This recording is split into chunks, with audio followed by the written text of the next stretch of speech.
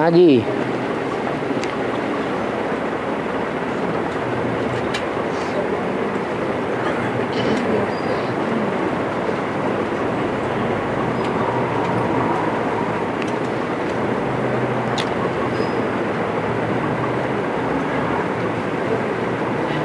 जो अनपढ़ लोग हैं, बुजुर्ग हैं, गरीब हैं, बूढ़ी माताएं हैं और ऐसे ऐसे भाई भी हैं जो कोर्स तो करते हैं परंतु उनको ज्ञान की कोई भी बातें याद नहीं रहती।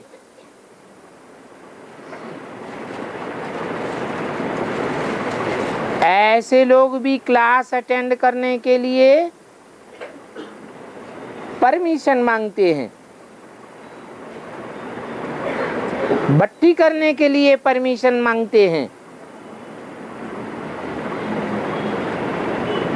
तो उनको परमिशन देनी है या नहीं देनी है?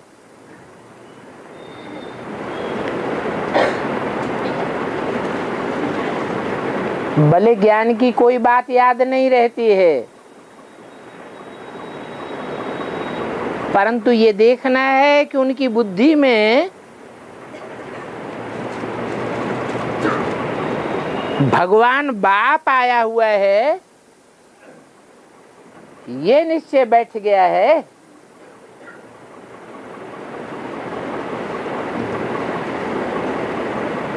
अगर ऐसे निश्चयात्मक बुद्धि हैं और बाप से मिलने की ललक है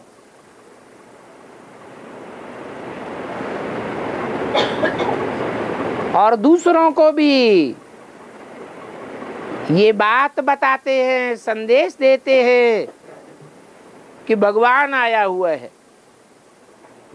बल ज्ञान नहीं सुनाई पाते।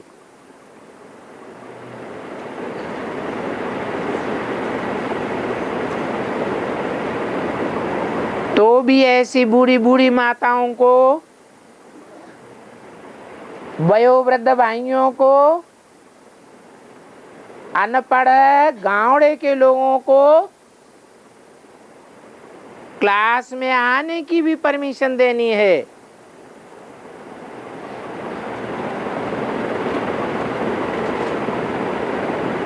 और उनकी धारणा अच्छी है, बल ज्ञान बुद्धि में नहीं बैठा हुआ है जो दूसरों को सुनाए सके। तो उनकी भट्ठी भी करानी है।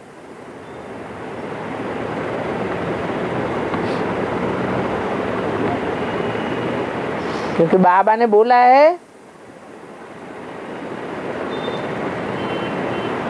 कि बाप को याद करते करते अंत में सारी धारणाएं पक्की हो जाएंगी।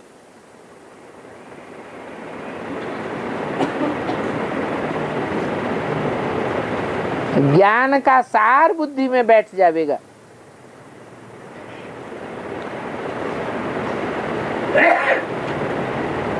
याद करते करते उनकी आत्मा भी पवित्र हो जाएगी।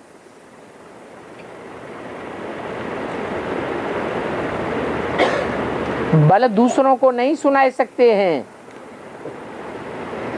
तो भी स्वर्ग में तो आ जाएंगे।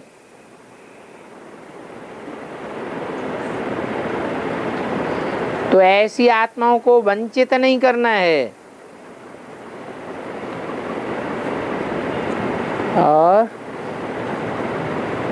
बाबा है सत्ययुग में चावल भी रहता है, सब कुछ रहता है, ऐसा 68 की मूली में कहा है।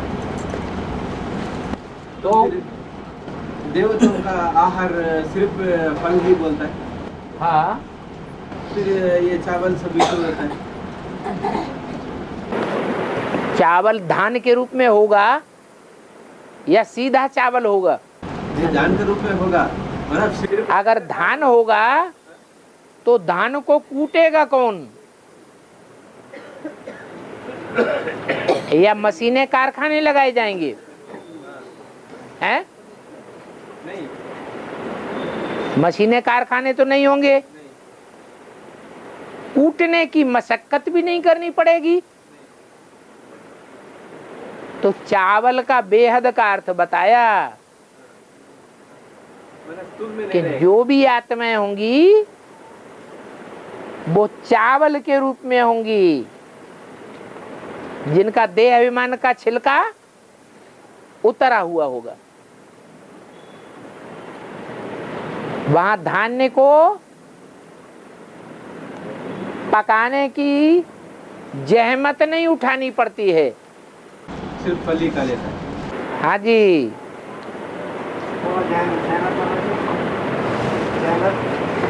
मेहनत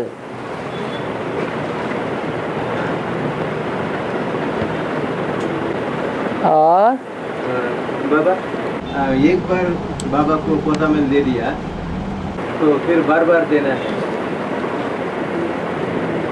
एक बार पोता मेल दे दिया, परंतु पोता मेल देने के बाद सुधारने का प्रयास कुछ भी नहीं किया।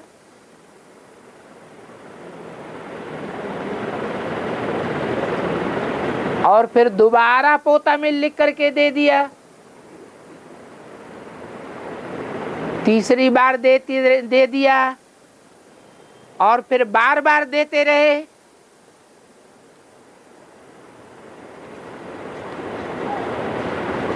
तो ऐसे पोता मेल देने वालों का आधा माफ नहीं हो सकता, माफ होने की परसेंटेज एक के बाद एक घटती जाएगी।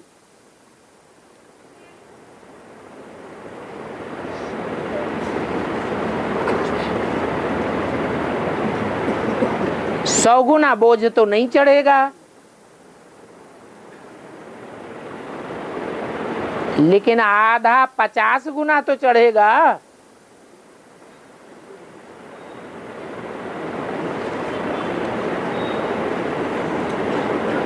हाँ, इतना माना जाएगा कि बच्चा सच्चार है, सच्चे दिल पर साहब राजी।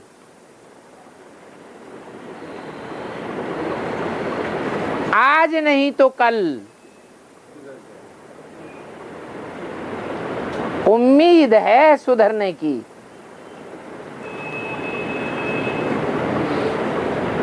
और एक दो बार देने के बाद सुधार हो तो सुधार होता है तो अच्छी बात है ना, फिर पौधा में देने की जरूरत नहीं। पूरा सुधार हो जाता है क्या? पूरा सुधार नहीं, चार्ट तो देते रहता है। जम दे जाम दे तो नहीं हो जाता कोई, टाइम लगता है पुरुषार्थ करने में। नहीं बाबा, चार्ट तो देते रहते ना, फिर भी पौधा में देना चाहिए। सुधार होता है तो भी चार्ट देना अच्छा है। वही, और चार्ट और पौधा मेल में क्या फर्क है? चार्ट और पौधा मेल, चार्ट रोज लिखा जाता है,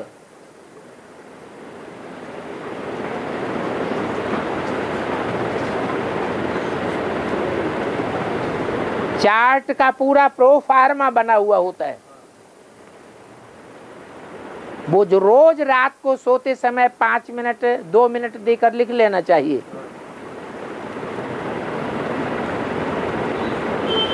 और उसे खुद ही चेक करना चाहिए कितना सुधार हुआ, कितना सुधार हुआ। चार्ट लिखना भी अच्छा है, परंतु उस चार्ट में जो खास खास बातें, खास खास भूलें बार बार याद आती हैं, दिल को खाती हैं, उनका पोता मेल लिख करके देना चाहिए। चार्ट के साथ ही नहीं, चार्ट देने की जरूरत नहीं है। चार्ट लिखना है और खुद देखना है, चेकिंग करनी है और चेंज करना है। वो चेकिंग करके पोता मेल लिखना है। हाँ जी।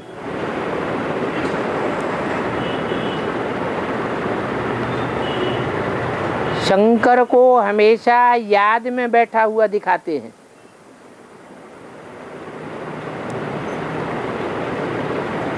इसका मतलब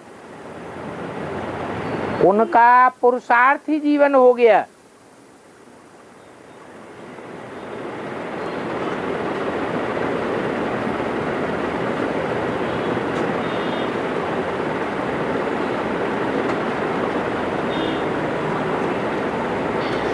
नहीं तो संपन्न स्टेज बन जाए तो फिर याद करने की क्या दरकार है।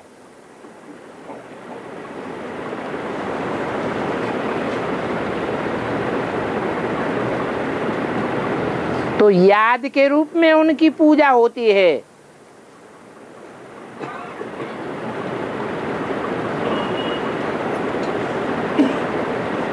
नहीं तो पूजा पवित्रता की होनी चाहिए।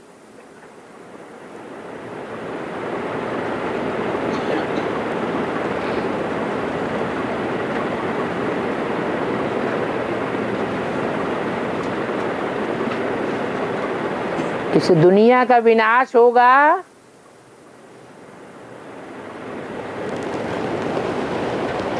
तो शंकर की आत्मा को पहले जाना होगा या बाद में जाना होगा।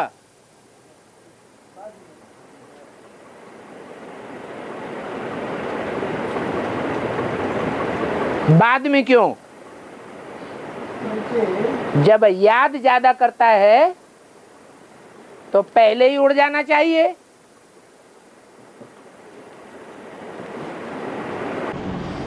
सारी दुनिया को ले जाने के लिए उनको अंतिम टाइम में ही जाना पड़ता है। क्योंकि 500-700 करोड़ जो भी मनुष्य आत्माएं हैं,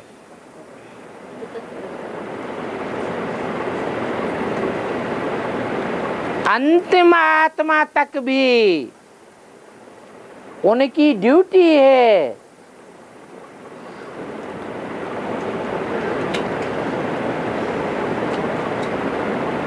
साथ ले जाने की। और निराकारी स्टेज में ही साथ ले जाने की ड्यूटी है।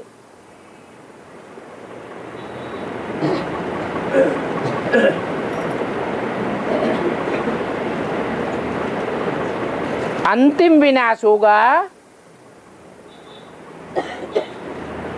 तो पतित से पतित आत्माओं की संख्या बढ़ी हुई होगी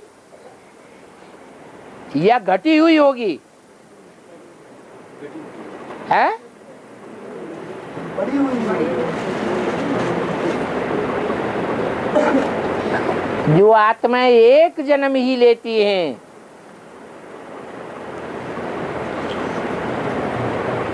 और वापस चली जाती हैं।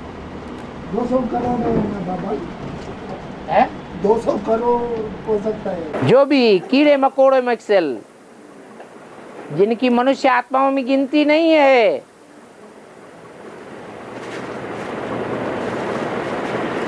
ऐसी पतित आत्माएं, उनको भी साथ लेकर के जाना है।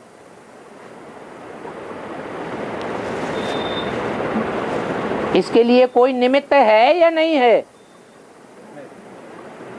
शिव बाबा को तो निमित्त नहीं कहा जाएगा।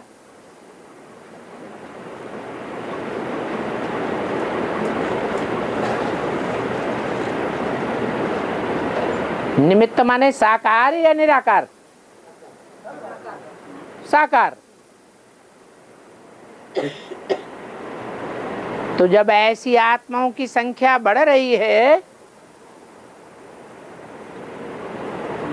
तो उनके संग का रंग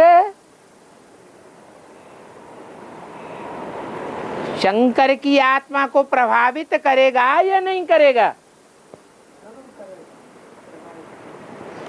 वो सुप्रीम सोल तो नहीं है।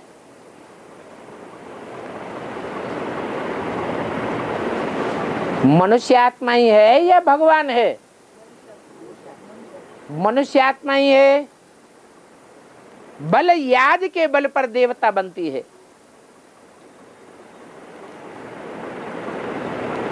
इसलिए इस दुनिया के महाविनाश के अंतिम क्षणों तक उसे तीखी से तीखी याद में रहना पड़े।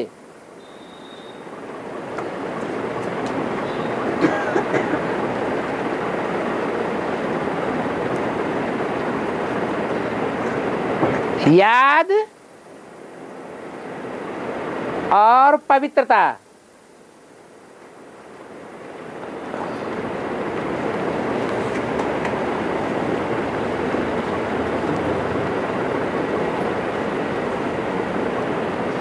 दोनों का ही पुरुषार्थ है।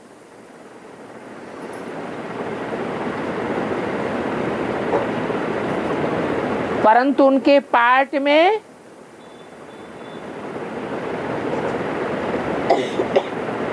ये भी जुड़ा हुआ है। क्या?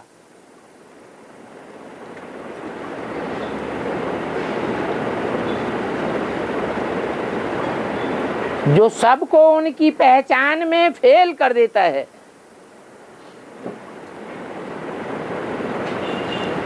कौन सा पार्ट जुड़ा हुआ है?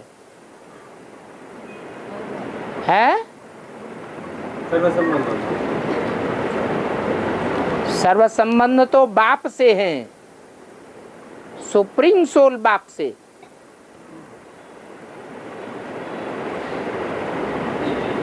परंतु सर्व संबंध होते तब हैं जब साकार रथ हो, और उन संबंधों में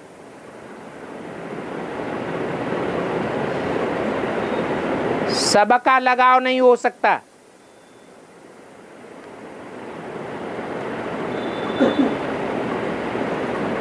वो तो थोड़ी आत्माएं हैं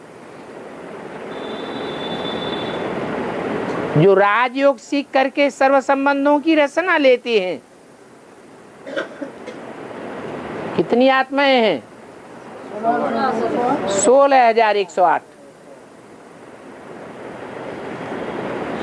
बाकी तो सब अलग अलग डायनास्टीज की, अलग अलग धर्मों की, प्रजा वर्ग की आत्माएं हैं। उन प्रजा वर्ग की आत्माओं को भी कम से कम एक जन्म की मुक्ति, जीवन मुक्ति का वर्षा लेना है।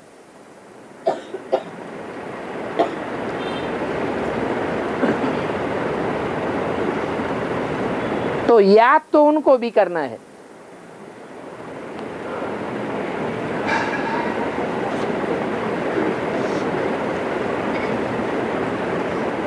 वो अंतिम विनाश में याद करने वाली आत्माएं निराकार को याद करने में एक्सपर्ट होती हैं,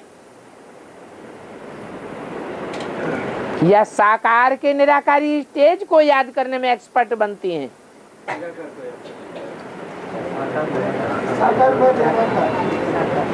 साकार में निराकार तो प्रवृत्ति मार्ग वाले ही याद करते हैं। वो प्रवृत्ति मार्ग वाले तो 33 करोड़ देवताएं हैं। बाकी जो है निवृत्ति मार्ग वाले हैं या प्रवृत्ति मार्ग वाले हैं, वो तो सब निवृत्ति मार्ग वाले हैं।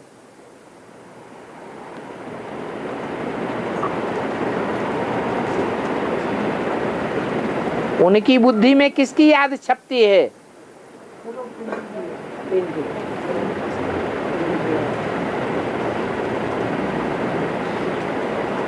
वो सर्वव्यापी बिंदु को देखते हैं।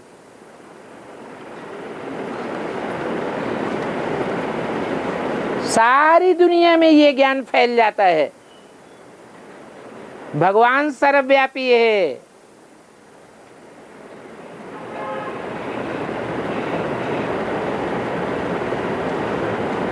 तो उसकी शूटिंग क्या होती है ब्राह्मणों की दुनिया में, और सारी दुनिया ब्राह्मण बनेगी।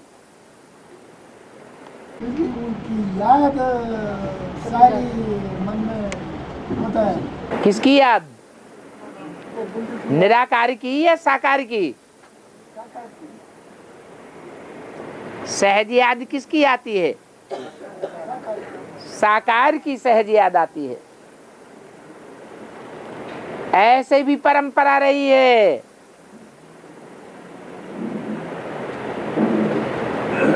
कि राजाओं को प्रजावर्ग की आत्माएं भगवान के रूप में देखने की आदि रही है।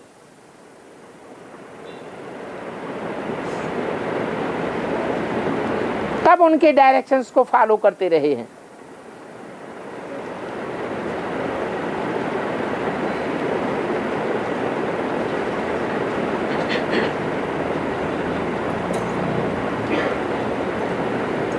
तो ये याद की ही महिमा है।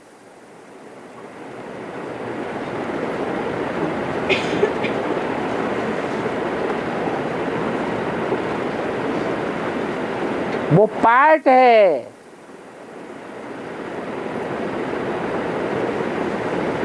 नीचे और ऊपर उतरने का, चढ़ने का,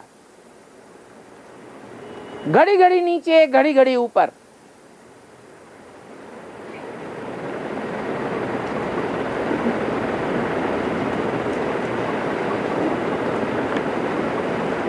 जिन्न की ड्यूटी मिली हुई है।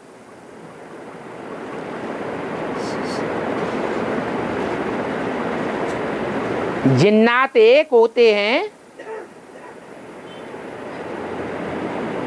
या अनेक होते हैं? वो नंबरवार होते हैं कि एक जैसे होते हैं?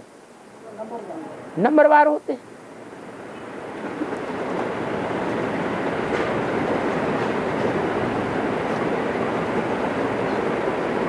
फरिश्ते भी गाए हुए हैं अनेक धर्मों में।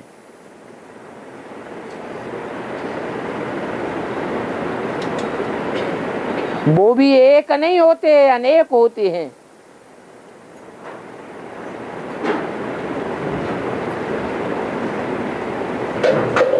मुख्य फरिश्ते का नाम सभी धर्मों में माना जाना हुआ है, जब्राइल फरिश्ता। जबरदस्त काम करने वाला।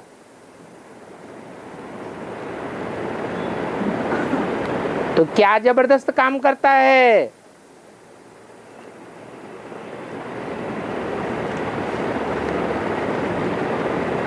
है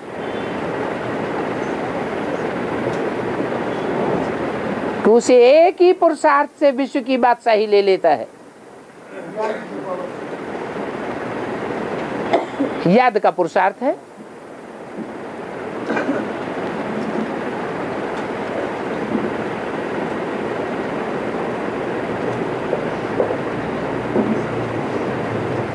उस निराकारी स्टेज में जो याद करते हैं वो ही पवित्र बनते हैं, और वो स्टेज याद करने वालों को स्वतः ही आकर्षित करती है। न चाहते हुए भी आकर्षित करती है।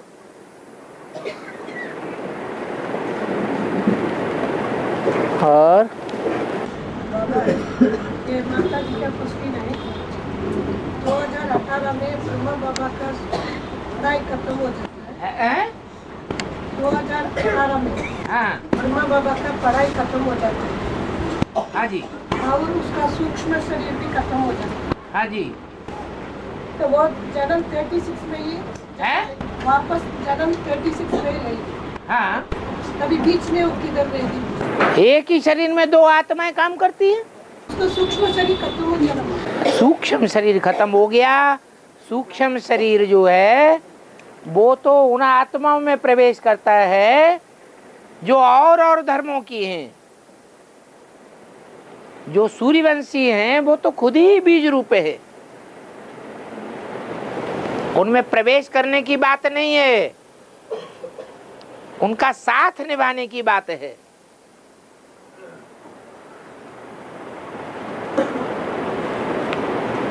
वो दोनों आत्माएं सन 36 तक बुद्ध रूपी पेट में साथ रह करके पाठ बजाती है।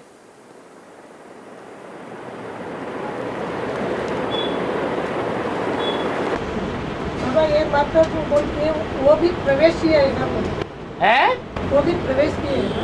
क्या? बीच रूप स्टेज में साथ रहता है वो। जब संपन्न बन गया तो साथी हो गया या अलग अलग रहा? दोनों का समान पद है या असमान पद है? समान पद हो गया। दोनों भागीदार हैं। अंतिम जन्म में जैसे लौकिक दुनिया में भागीदार थे, वैसे ही अलौकिक ब्राह्मणों की दुनिया में भी भागीदार हैं, साथी हैं। उनके लिए बोला है तुम बच्चे बाप दादा को अलग अलग करोगे, वो बार बार मिल करके एक हो जाएंगे। और श्रवण कुमार ने अंधे माँ बाप को कंधे पर उठा के यात्रा ले चलते हैं। बाप तो ब्रह्मा बाबा है, अंधे बाप ब्रह्मा बाबा है, माँ को। अरे ब्रह्मा है तो अम्मा नहीं है? ब्रह्मा तो वो तो प्रवेश साबित होता है क्या? है प्रवेश साबित होता है क्या? और कंधे पे उठाना क्या होता है? जिम्मेवारी उठाना।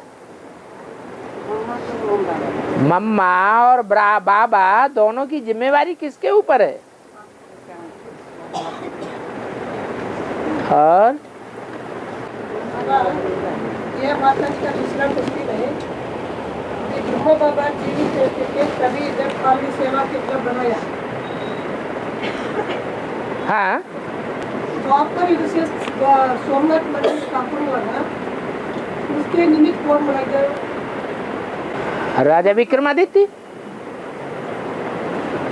वही तो आत्मा है, कोई दूसरी आत्मा है क्या? है जो सोमनाथ मंदिर करने के लिए प्रजापिता ने उसको आदेश किया कि फिर काल की सेवा केंद्र बनाने के लिए कौन उसको आदेश किया? पायलट सेवा केंद्र बनाने के लिए ब्रह्मा बाबा को कौन आदेश दिया? ब्रह्मा बाबा को कौन एडवाइस दिया? ब्रह्मा बाबा के मुख से ये बात निकाली गई कि प्रजापिता शब्द ऐड करना चाहिए। ये कौन एडवाइस किया? तो बस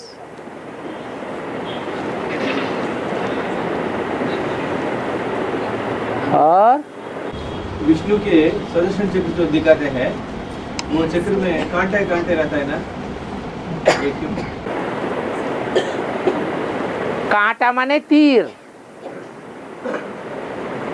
ये बाण। जैसे तीर होता है उसमें कांटा होता है।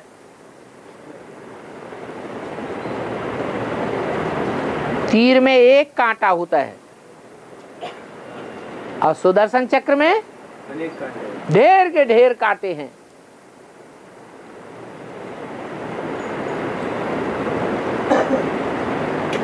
ढेर के ढेर ज्ञान के तीर हैं। और 2028 तक 4.5 लाख आत्मा का पढ़ाई हुई है। 2028 तक 28 तक 4,500 आत्मा और उनमें प्रवेश करने वाला का पढ़ाई करते 4,500 लाख लाख माने प्रजावर्ग की आत्माएं 2028 में तैयार हो जाएंगी। नहीं, जन्म लेने वाला दोनों तो पढ़ाई करते हैं। प्रजावर्ग की आत्माएं पढ़ाई पढ़ती हैं। वो पढ़ाई कैसे भी पढ़ती है, पढ़ाई पढ़ती है। फिर 4.5 लाख का पढ़ाई करते हैं। फिर 4.5 लाख। अरे 4.5 लाख पहले तैयार होंगे या पहले राजा वर्ग राज परिवार में आने वाले तैयार होंगे? पहला एक का फिर तो ऐसा खत्म हो जाता है ना। हाँ हाँ, फिर ये 4.5 लाख को 48 तक सबका पढ़ाई खत्म हो जाता है ना। 48। 28 हाँ, तमो प्रधान से सतो प्रधान बनने में 40 से 50 वर्ष लगते हैं। तो ये किन की बात बताई? राजयोग सीखने वालों की बात बताई या जो राजयोग सीखते ही नहीं है उनकी बात बताई? सीखने वालों की बात है। ये तो ठीक है कि राजाएं तैयार होते हैं तो उनकी प्रजा भी साथ साथ तैयार हो जाती है। राजाएं ही तैयार नहीं होंगे तो प्रजा कैसे तैयार हो जाएगी?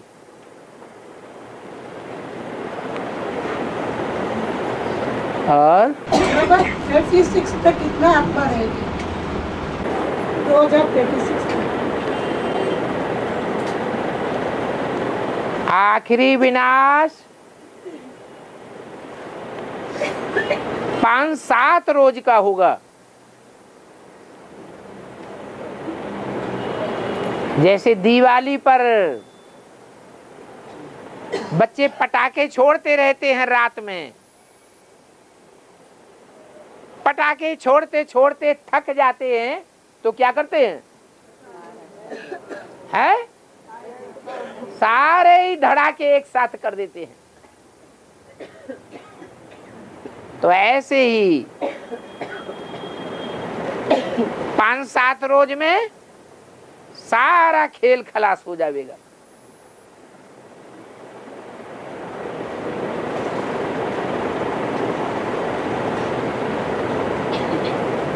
उस समय तक बहुत सी आत्माएं तो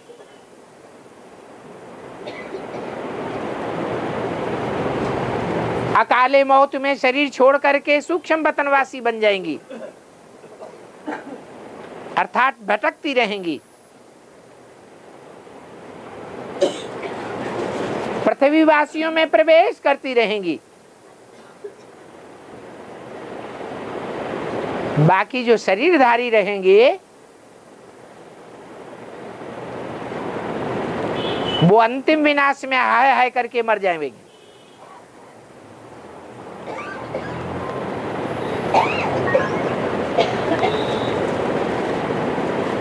बाबा के बच्चे तो मौज में रहेंगे।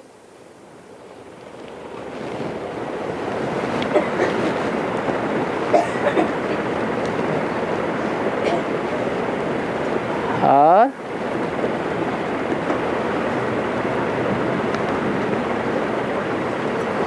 सब आत्माएं परमधाम से नीचे आने के बाद शिव बाबा नीचे आते हैं।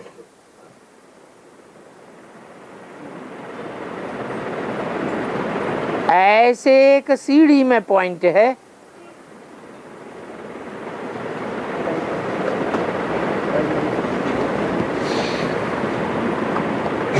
ऐसे होता है क्या? सब आत्माएं नीचे आ जाती हैं तब आते हैं? सिर्फ 500 करोड़ आते हैं तब आते हैं।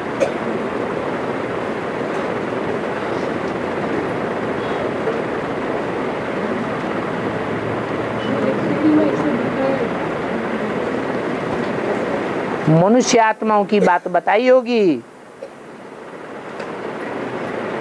क्योंकि ये ज्ञान मनुष्यों के लिए है।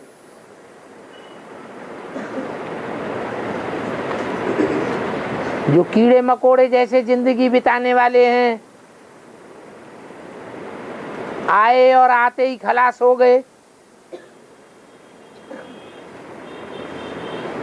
जैसे दीपावली में पतंगे रात में जन्म लेते हैं, सवेरे को खलास हो जाते हैं।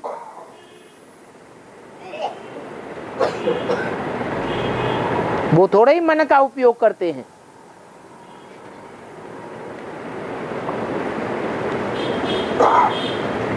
उनकी बात नहीं है। और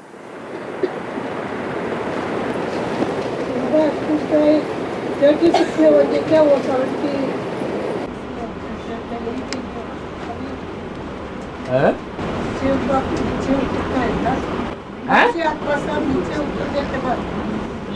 मनन चिंतन करने वाला मनुष्य आत्मा नीचे उतरने के बाद शिव बाप नीचे उतरता है ना, हाँ वो कभी 36 में या 36 में कभी उतरता है। 36 में या 76 में? शिव बाप की बात पूछ रहे, शिव बाबा की बात पूछ रहे?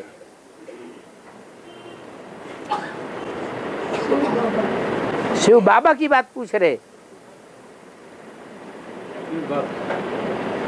शिव बाप तो नीचे उतरने का सवाल ही नहीं, वो तो नीचे आता भी है तो भी ऊंची स्टेज में रहता है। उसको संग का रंग लगता ही नहीं। लगता किसको है? जिस शरीर में मुकर्रर रूप से प्रवेश किया उसको संग का रंग लगता है, वो नीचे गिरता है। उसके लिए बोला है इस सृष्टि पर सदा कायम कोई चीज है नहीं, सदा कायम तो एक शिव बाबा ही है।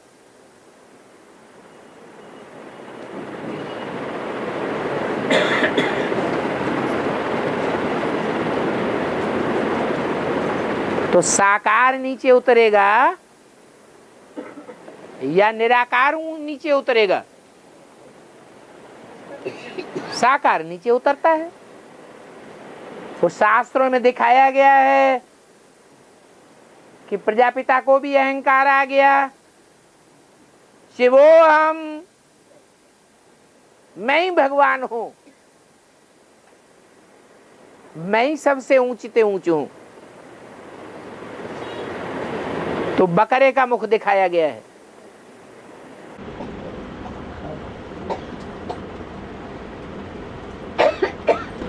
नहीं बाबा, वो माता जी पूछने का है। तो नीचे उतरा ना, परमधाम से नीचे जब शिव आता है उस समय मनुष्यात्मा सब आ गया होगा 36 में या 76? 100 साल का संगम है, तो 100 साल के संगम में भगवान आता किसके लिए है? पतित से पावन बनाने के लिए, पशु पक्षियों के लिए आता है, कीड़े मकोड़ों के लिए आता है, कण कण को पावन बनाने के लिए आता है, या मनुष्यों को पावन बनाने के लिए आता है? तो मनुष्यों को ही देखेगा ना।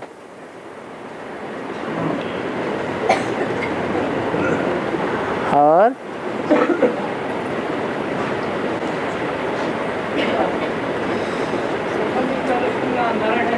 है, हाँ जी है,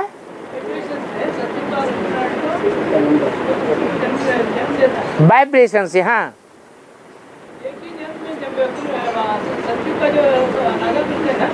है, हाँ हाँ,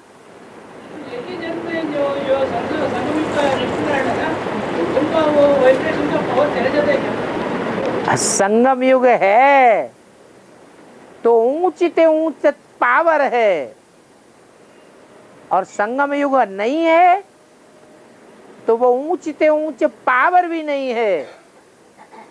ऊंचते ऊंच पावरफुल युग कौन सा है? सबसे जास्ती कल्याणकारी युग कौन सा है? संगम युग सबसे जास्ती कल्याणकारी है। तो प्राप्ति भी कौन से युग में ऊंचते ऊंच होनी चाहिए? संगम युग की प्राप्ति भी ऊंचते ऊंच है। वो ऊंचते ऊंच प्राप्ति ऊंचते ऊंचे डायनेस्टी की आत्माओं को ही प्राप्त होती है, सबको नहीं होती है। ये युग का प्रभाव है। तो 2036 तक वो युग है, तब तक वो प्राप्ति है, फिर प्राप्ति के निमित्त बनने वाली आत्मा ही इस सृष्टि पर नहीं है तो प्राप्ति कैसे होगी?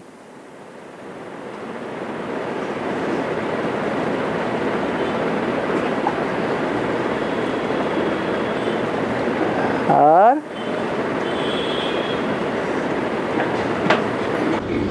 इसलिए संगम का यादगार भी पूरा 500,000 साल चलता है। हाँ जी,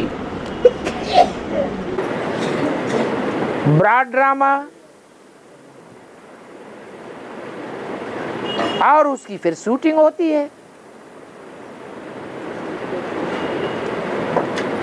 तो शूटिंग भी तो वैसी ही होगी जैसा ड्रामा बना हुआ है।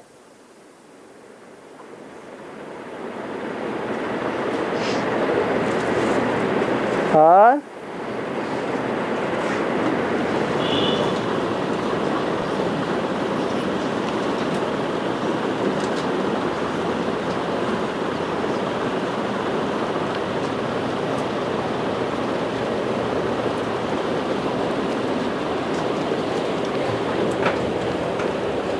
ऐसा ही क्यों रख देंगे? या तो लेंगे। नहीं, इस बार दिल्ली गए थे। हैं? इस बार दिल्ली गए थे हम। हाँ, कई बार लोग कटोर में जो देता है खाने के लिए वो रख देता है, सूखा पड़ा रखता है, फिर उसको डस्टबिन में डाल देता है। तो लेते ही काय के लिए हैं? नहीं, हम इसके लिए हम 95 में जो भर्ती किए थे उस टाइम कंपनी में जो मिलता था, आजकल कितना मिल रहा है, वो ऐसा क्यों वेस्ट कर रहा है, इसके लिए क्या उसका क्या होता है ऐसा करने से, वही मतलब।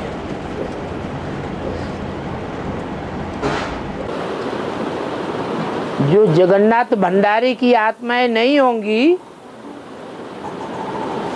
अर्थात विश्व कल्याणकारी कैटेगरी की आत्माएं नहीं होंगी, उनका पुरुषार्थ, उनका खान पान ऊंची विचारधारा का होगा या नीची विचारधारा का होगा? वो तो है ही नीचे। प्रूफ तो आना चाहिए।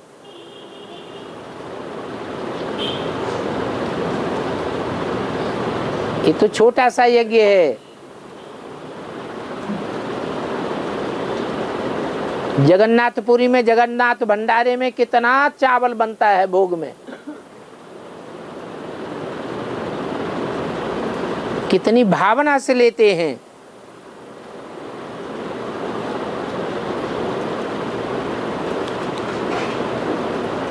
भक्तों में भी इतनी भावना है।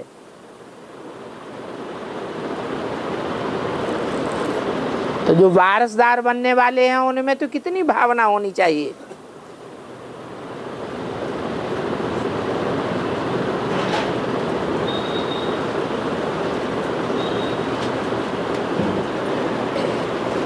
ये तो सब जानते हैं।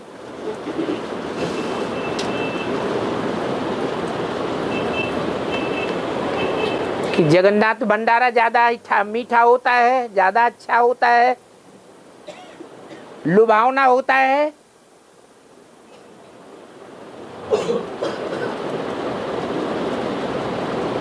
या श्रीनाथ भंडारा मीठा होता है, लेकिन भावना अलग है। जगन्नाथ भंडारे की भावना है कि सारे विश्व को पालना देनी है और भीख भी नहीं मांगनी है।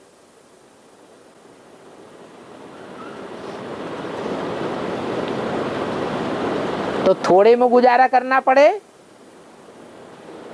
या भीख मांग करके 36 प्रकार के भोग लगाने चाहिए? क्या करना ज्यादा ठीक है?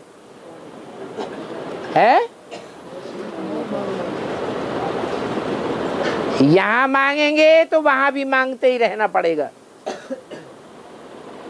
वहां भी भिखमंगा बन जाएंगे जन्म जन्मांतर के।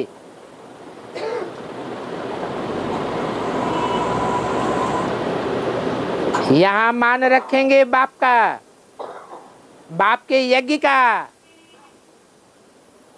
तो वहां भी मान सम्मान पाते रहेंगे।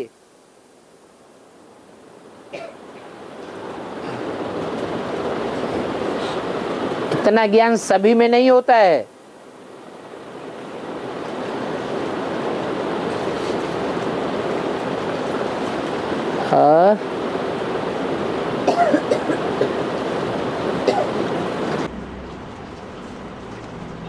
संगम युग में ही क्यों यादगार दिखाया भिखारी भारत का? है भिखारी भारत का यादगार संगम युग में ही दिखा दिया ना।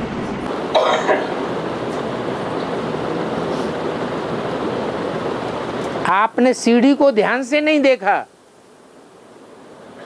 सीढ़ी के चित्र में जो भारत भिखमंगा के रूप में दिखाया गया है वो संगम में दिखाया गया है, जहाँ 40 वर्ष का संगम लिखा है, या सीढ़ियों के अंदर दिखाया गया है? कलयुग में दिखाया गया है।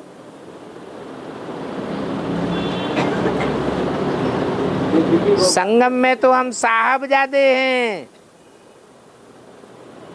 जिनकी बुद्धि में है कि हम निकट भविष्य में शाहजादे बनने वाले हैं। भिखमंगे पने की तो बात भी बुद्धि में नहीं आनी चाहिए। नहीं मतलब वो बात तो शूटिंग संगम में हो जाता है ना। हाँ, शूटिंग तभी हो जाता है जब शिवो अहम कहे के बैठते हैं।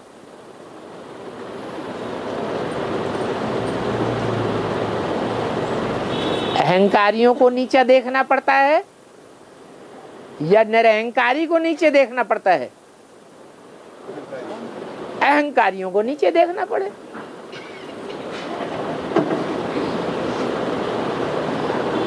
और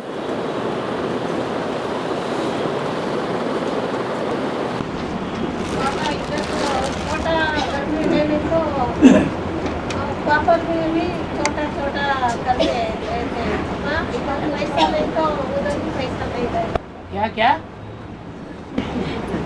इधर पैसा नहीं तो राष्ट्र में भी पैसा नहीं होगा क्या? सब कुछ इधर छोटा घर में रहे तो वहाँ भी छोटा घर में रहते हैं क्या? भाव प्रधान विश्व रचि राखा। हर बात में भावना देखी जाती है। किसी के पास भले घर छोटा है, एक कमरा है छोटा सा, उस छोटे से कमरे में ही कोई गीता पाठशाला खोल देता है। लोगों को वेलकम करता है गीता पाठशाला में, तो उसका दिल बड़ा है या छोटा है? मुरली में तो बाबा कहते हैं तुम्हारा छोटा घर भी मेरे लिए बहुत बड़ा घर है।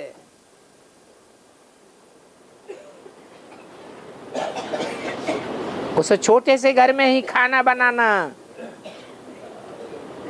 सफाई करना, क्लास लगाना और रात को सो जाना।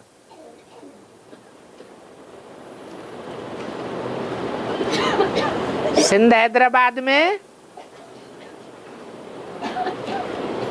जब यज्ञ शुरुआत में हुआ था चालू, तो मम्मा के कमरे से भी छोटा कमरा था, ऐसे मुरली में बताया।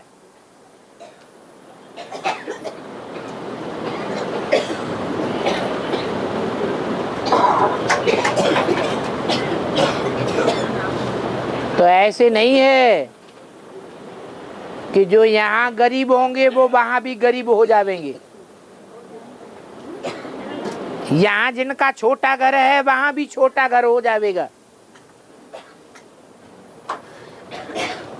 भावना देखी जाती है।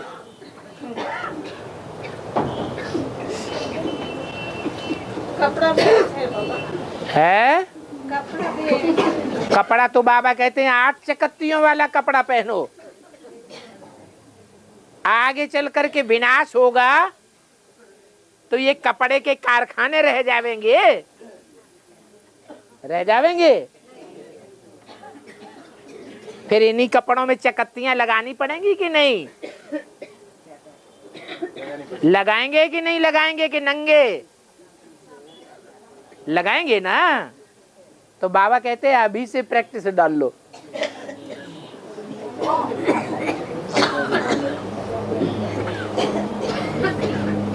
कहीं आगे चल के ऐसी स्थिति परिस्थिति आ जाए तो भीख न मांगनी पड़े।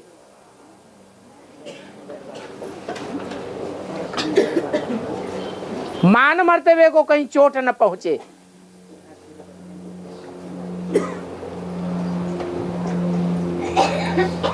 इन्फीरियरिटी कम्प्लेक्स ना आ जाए।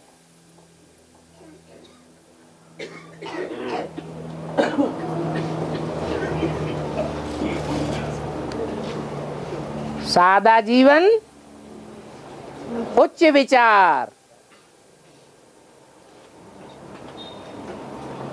हमारा खान पान भी सादा, हमारा पहनना ओढ़ना भी सादा, और हमारा मकान रहन सहन भी सादा होना चाहिए।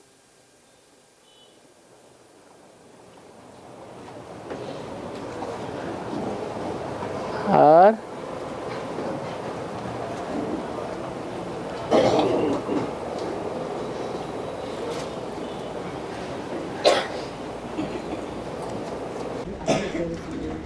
बाबा रामदेव टीवी चैनल में है बाबा रामदेव टीवी चैनल में रूहानी के लिए बहुत अच्छा योगासन दिखाई देता है। रूहानी के लिए, रूहानी तंदुरुस्ती के लिए, रूहानी तंदुरुस्ती,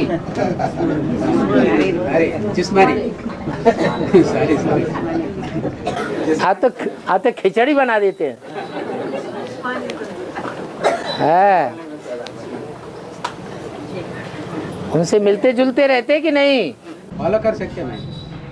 अरे स्वामी रामदेव से मिलना जुलना होता है कि नहीं? मिलना नहीं, टीवी में देखा। टीवी में देखा, टीवी में आता है। हाँ। 5 to 7 o'clock early morning बहुत एक्टिव होता है। उनको चिट्ठी तो डाल के देखो।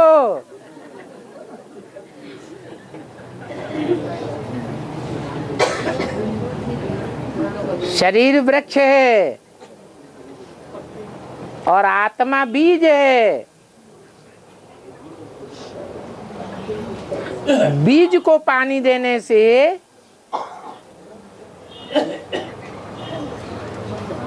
मनुष्य सृष्टि का परिवर्तन होगा या वृक्ष की टहनियों को, पत्तों को, फूलों को और फलों को पानी देने से सृष्टि का उद्धार हो जाएगा। ये शरीर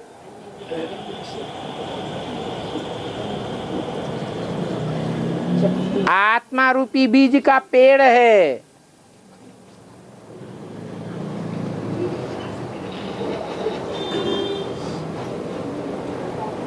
ये संकल्प इसकी जड़ें हैं।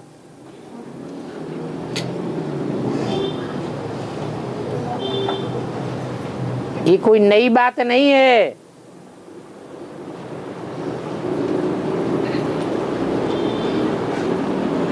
शरीर को स्वस्थ रखने के लिए आसन और प्राणायाम करने की विधि 2500 साल से मनुष्यों के द्वारा बताई जाती रही।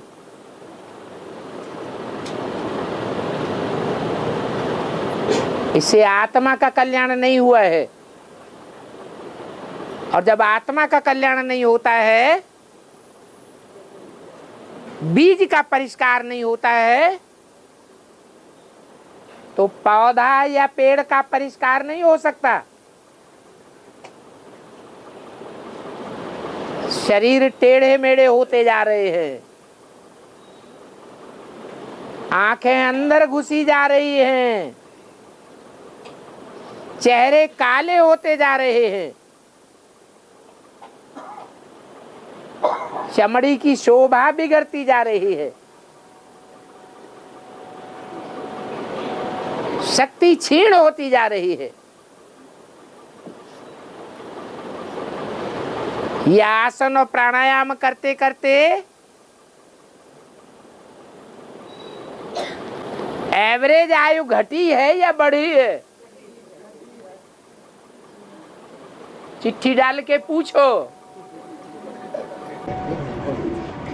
बट एक्टिवनेस आता है, बॉडी जो एक्टिव ऐसा है, योग करने के लिए, द्वापर युग रूहानी का योग में करने के लिए भी, द्वापर याद युग में रहने के में कम से कम 60 साल था, अभी 30 साल हो गया। क्या बोला? हाँ, द्वापर युग में एवरेज एज ज्यादा थी और अभी तो एवरेज एज कितनी घट गई है? 35 भी नहीं है। ये रसिया के लोग जो लंबे चौड़े स्वस्थ होते हैं, 100 साल से ऊपर आयु उनकी चली जाती है। वो आसन प्राणायाम लगाते हैं क्या? लगाते हैं? नहीं लगाते हैं।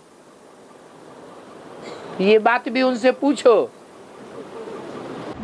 टीवी में कैसे उन्होंने प्रश्न किया,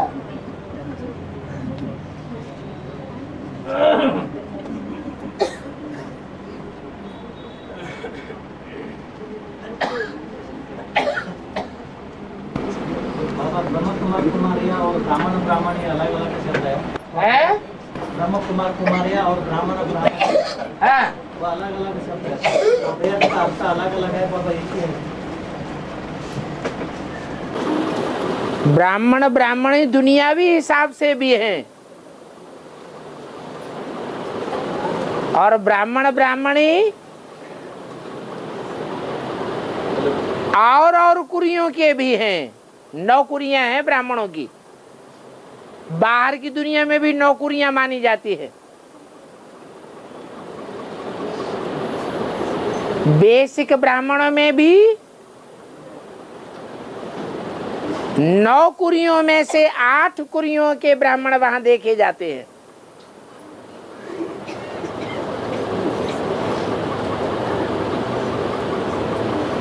अव्वल नंबर कुरी के जो ब्राह्मण हैं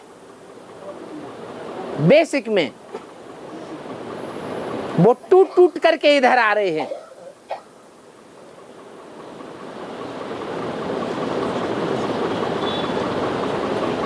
और जो यहां आ रहे हैं उनमें भी छटनी हो रही है। यहां 10 कुरियों के ब्राह्मण मौजूद हैं बीज रूप में।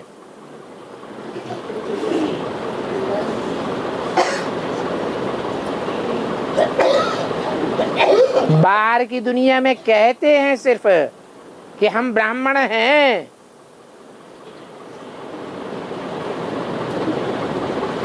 लेकिन शास्त्रों में ही लिखा हुआ है। 500 साल पहले तुलसीदास ने लिख रखा है कि सब शूद्र हैं। बाहर की दुनिया में कोई ब्राह्मण नहीं है। भय वर्ण संकर सब है, सब वर्ण संकर हो गए।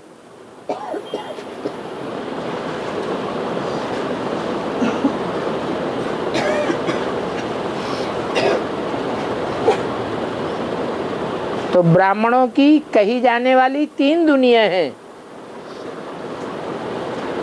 बाहर की दुनिया, बेसिक ब्राह्मणों की दुनिया,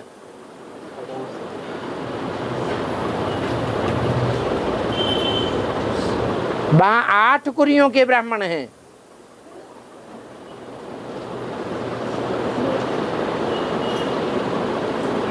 श्रेष्ठ ते श्रेष्ठ कुरी के ब्राह्मण, जो सूर्यवंशी ब्राह्मण है वो वहां नहीं टिक पाते।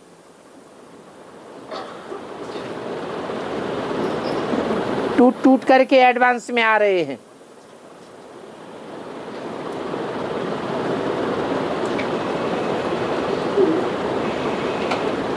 और अंत तक आते रहेंगे।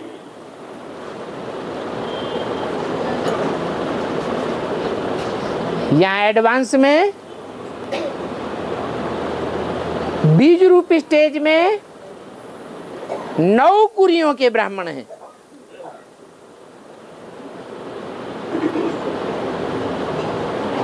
जो अभी मिक्स अप हुए पड़े हैं।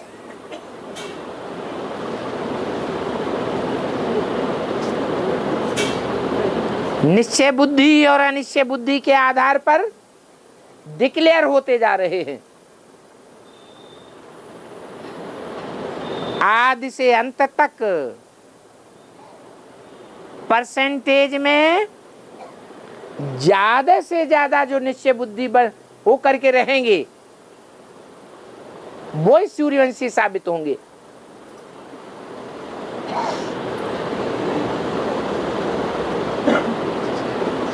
बाकी अनिश्चय बुद्धि विनश्यते हो जाएंगे।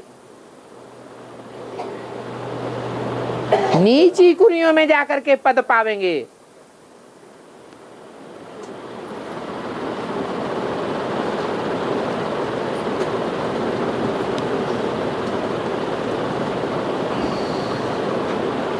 और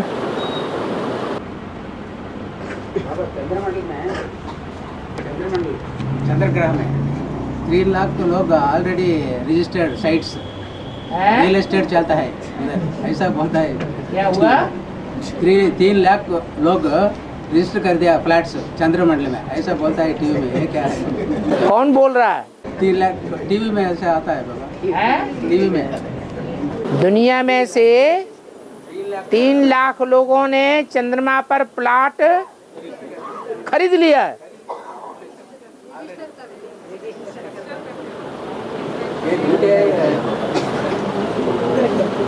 वो वहां के प्लॉट की बात कम है, लेकिन बेसिक ब्राह्मणों ने जरूर ब्रह्मा बाबा की डायनेस्टी में अपनी स्टेज को स्थिर कर लिया है, पक्का कर लिया है कि ब्रह्मा बाबा की डायनेस्टी में हमारी ये स्टेज होगी।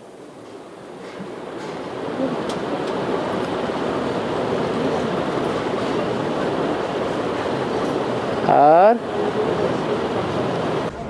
सूर्य ग्रह ना भूमि ग्रह का नजदीक आता है, सूर्य भी डिस्ट्रॉय करेगा बाद में, ऐसा बोलता है। ठीक है, बाद में क्या होगा?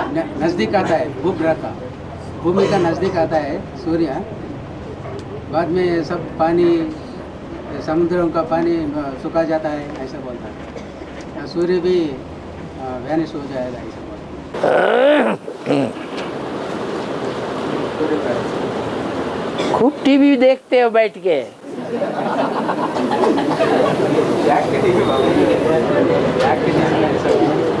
अनलिमिटेड है, अनलिमिटेड ज्ञान ले रहे हो।